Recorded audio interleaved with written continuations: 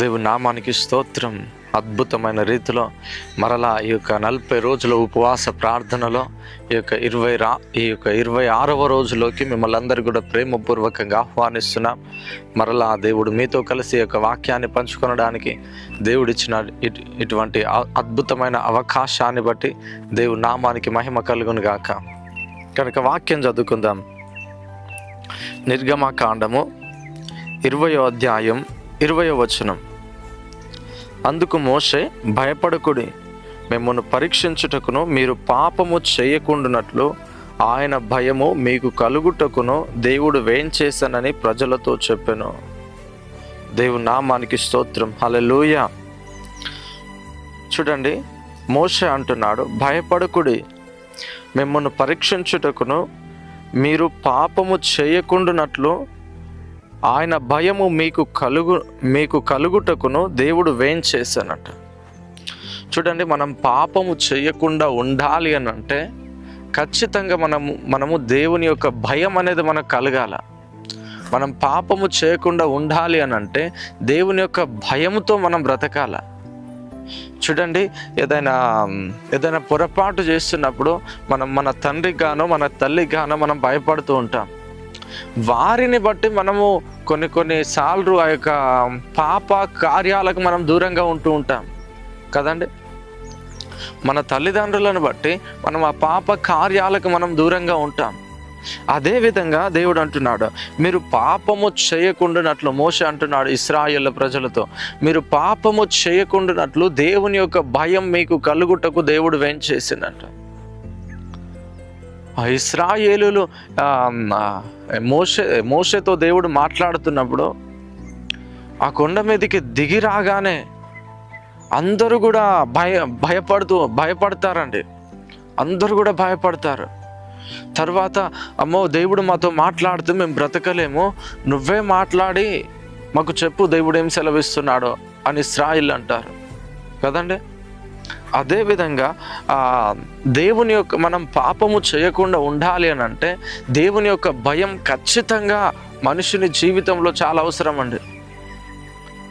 అందుకనే ప్రతిసారి ఆయన యందు భయభక్తులు కలిగి ఉండాలని దేవుడు కూడా ఆశపడుతున్నాడు కదా. ఆయన యందు భయభక్తులు కలిగి ఉండాలని దేవుడు ఆశపడుతున్నాడు. ఈరోజు నువ్వు దేవుని యందు భయభక్తులు కలిగి నువ్వు ఉన్నట్లయితే నువ్వు పాపానికి దూరంగా ఉంటావు. దేవుని యందు నువ్వు భయభక్తులు కలిగి నువ్వు జీవిస్తూ ముందు కొనసాగగలుగుతున్నట్లయితే ఈరోజు నీ యొక్క జీవితంలోకి వస్తున్నటువంటి ఆ పోరాటాలను కూడా నువ్వు అధిగమించగలుగుతావు.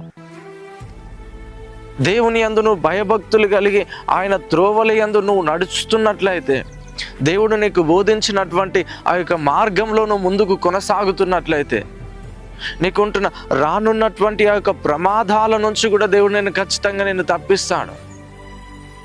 అందుకనే దేవుని యందు భయభక్తులు గల వారు ధన్యులు అని అంటున్నాడు కదా.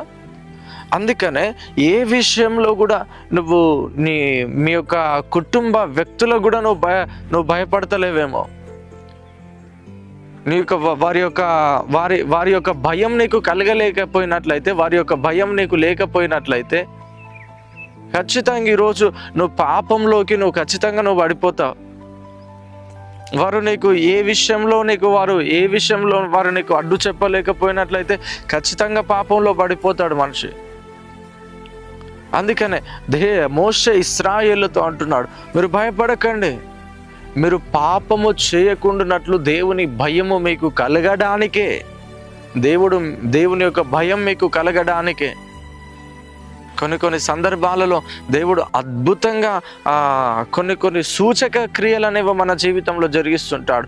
కొన్నిసార్లు ఆయా ప్రాంతాలలో కొన్ని సూచనలు అనేవి చూపిస్తూ ఉంటాడు. మనం పాపం చేసినప్పుడు ఆయా ప్రజలు ఏ విధంగా నాశనానికి గురవుతున్నారు. చూడండి, నినివే పట్టణము పాపం చేసినప్పుడు దేవుని యందు భయభక్తులు మొత్తాన్ని విడిచిపెట్టి దేవునికి భయపడక, ఆయన యందు భక్తి చేయక, మొత్తం దేవునికి దూరం అయిపోయి భయంకరమైన పాపానికి వారు దిగజారిపోతారు కదా. భయంకరమైన పాపానికి దిగజారిపోయినప్పుడు దేవుడు ఆ యొక్క యోనాను లేవనెత్తుకొని యోనాను పంపిస్తాడు తిరిగి వారిని సరిచేయడానికి మరలా. అందుకనే ప్రతి విషయంలో ప్రతి ఒక్కరికి దేవుని యొక్క భయం అనేది చాలా అవసరం అండి. దేవుని యొక్క భయం అనేది చాలా అవసరం.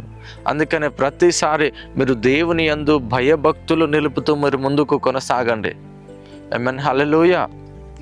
దేవుని యందు మీరు భయము భక్తి కలిగి మీరు జీవించినట్లయితే మీరు పాపానికి మీరు దూరంగా ఉంటారు. మీ జీవితంలోకి కూడా ఏ మాత్రం కూడా పాపం అనేది ఎంటర్ అవ్వదు. అందుకని ఎంతమంది మీ దేవునికి భయపడుతున్నారండి? ఎంతమంది దేవునికి భయపడుతున్నారు? ఎంతమంది పాపానికి దూరంగా ఉంటున్నారు? దేవుని యొక్క భయం మన జీవితంలో ఏ మాత్రము లేకపోయినట్లయితే ఖచ్చితంగా ప్రతి ఒక్క మనిషి పాపంలో పడిపోతాడు. అందుకనే దేవుడు ఎందుకు అని అంటే, దేవుని యొక్క మీరు పాపము చేయకుండానట్లు దేవుని భయము మీకు కలుగుటకు దేవుడు వేంచేసి ఉన్నాడు అని ఇశ్రాయేలుతో అంటాడు. హల్లెలూయా. కనుక ఇశ్రాయేలుతో అంటాడు కనుక మీరు ఏ విషయంలో కూడా దేవుని యొక్క దేవుని యందు భయము భక్తులు మీరు చూపనట్లయితే ఖచ్చితంగా పాపంలో పడిపోతారు. కనుక ప్రతివి మీరు జయించాలి అని అంటే దేవుని యందు భయము భక్తి మీరు ఎప్పుడైతే కలిగి ఉంటారో ఖచ్చితంగా పాపాన్ని మీరు జయించిన వ్యక్తులుగా ఉంటారు. కనుక ప్రార్థన చేసుకుందామా? పరిశుద్ధుడా, మహోన్నతుడా, మహాఘనుడా, సర్వశక్తిమంతుడా, అద్భుతమైన రీతిలో నాయన ఈ యొక్క 40 రోజుల ఉపవాస ప్రార్థనలు తండ్రి, ఈ యొక్క 26వ రోజులో నాయన ఇదిగో నాయన ప్రతి బిడ్డతో నాయన మీరు మాట్లాడుతున్నందుకే నీకు వందనాలు చెల్లిస్తూ వస్తున్నాను తండ్రి. ఇదిగో నాయన ఈ మెసేజ్ వింటున్న ప్రతి ఒక్కరితో నాయన మీరు మాట్లాడినందుకే నీకు వందనాలు. ప్రతి ఒక్కరిదిగో నాయన నీ యందు భయము భక్తి ఇదిగో కలిగి నాయన బిడ్డలు జీవించి గొప్ప కృపను దయచేయండి తండ్రి. ఇదిగో నాయన నీ యందు భయము భక్తి కలిగినట్లయితే ఇదిగో నాయన బిడ్డలు పాపాన్ని బిడ్డలు జయించిన వ్యక్తులుగా ఉంటారు తండ్రి. అటు నీ కృప బిడ్డలకు తోడయుండును గాక. యేసుక్రీస్తు నామములో అడిగి వేడుకొంచున్నాము తండ్రి. ఆమేన్. దేవు నామానికి మహిమ కలుగును గాక. ఇంకా మన ముందు ఇంకా చాలా కొన్ని రోజులు మాత్రమే ఉన్నాయండి 40 రోజుల ఉపవాస ప్రార్థనలు. కనుక ప్రతి ఒక్కరు ఎవరు కూడా మిస్ అవ్వకండి. ప్రతిరోజు మార్నింగ్ ఈవినింగ్ జరుగుతున్న లైవ్లో మీరు అందరూ కూడా పాల్గొనండి. మీ యొక్క విలువైన సమాచారం ఏదైనా ఉన్నట్లయితే కామెంట్లో తెలియజేయండి. మీ యొక్క ప్రేయర్ రిక్వెస్ట్ ఏదైనా ఉన్నట్లయితే కామెంట్లో తెలియజేయండి. ఆ పరిచర్య కొరకు మీ వంతు మీరు ఏదైనా ఆర్థిక సహాయం మీరు చేయాలి అనుకుంటే కింద కనిపించే ఆ యొక్క నంబర్కి మీరు ఫోన్పే కానీ గూగుల్ పే కానీ చేసినట్లయితే ఖచ్చితంగా ఆ యొక్క మీరు పంపిస్తున్న ఆ యొక్క మనీ ఏదైతే ఉంటుందో ఖచ్చితంగా మీటింగ్ కొరకు మేము వాడబడతాం. కనుక అందరం కలిసి ప్రభు యొక్క రాజ్యాన్ని కడదాం. మీరందరూ కూడా ఆ యొక్క 40 రోజుల ఉపవాస ప్రార్థన ముగింపు సభకి తప్పకుండా మీరు అటెండ్ అవ్వండి. ఈ నెల 20వ తారీఖు రోజే ఆ యొక్క సభ ఉంటుంది కనుక 6 గంటలకే ఉంటుంది కనుక ఖచ్చితంగా మీరు అందరూ కూడా పాల్గొనండి. మరలా రేపు వాక్యంతో కలుసుకుందాం. అంతవరకు సెలవు. Thank you. Praise Lord. God bless you.